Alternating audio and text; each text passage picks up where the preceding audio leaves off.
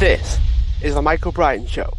Inspire, empower, and educate with Carla Caswell. Carla, what have you overcome or achieved? So I have overcome perfectionism so that I can live a life in the present on my terms, as opposed to how I used to live my life, which was according to the expectations of others. Tell the story a bit about what the struggle was and how did you overcome it? Yeah, so perfectionism started for me at the age of 9 after my dad shot and killed my mum. It was something I witnessed, and it was obviously hugely traumatic. But nobody in my family actually knew that I knew what had happened until late in my 30s. So my entire life became, for me, about hiding this family secret that we had and ensuring that I was always liked and loved externally, because I struggled to get it at home.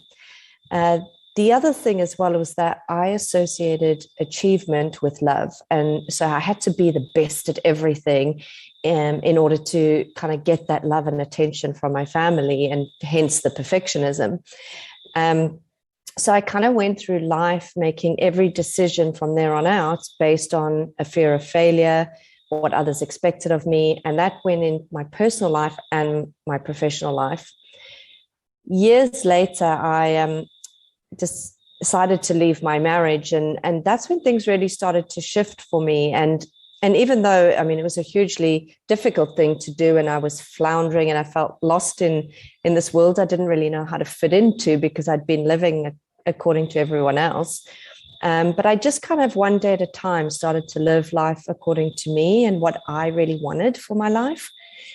And since then, I've managed to create 2 businesses. I've created a nomadic freedom lifestyle for myself, which I always dreamed about. And I no longer live in the past or the future. And I don't get caught up worrying about what others expect my life to look like anymore.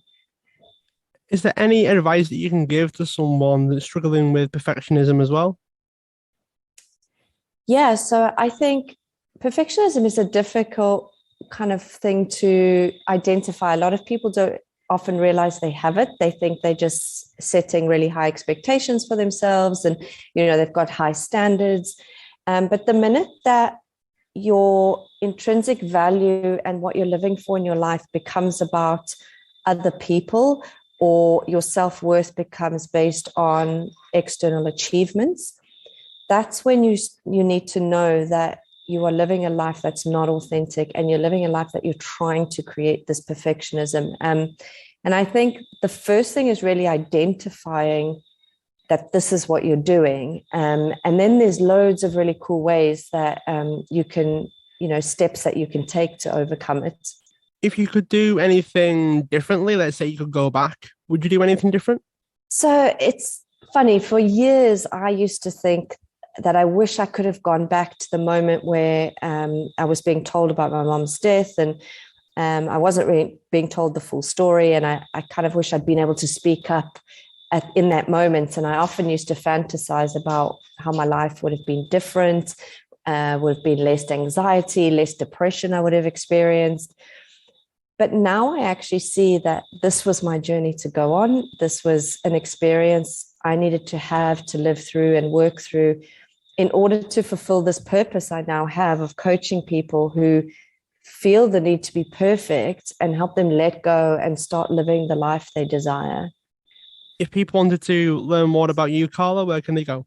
So I'm on Instagram. Sadly, my account was hacked, so I have a new one, which is Carla Cas with a Z, does life. And I'm also on LinkedIn as Carla Caswell. Thanks so much for being a guest on the show. Feel free to subscribe, share the show, leave a review wherever you are listening into your podcasts.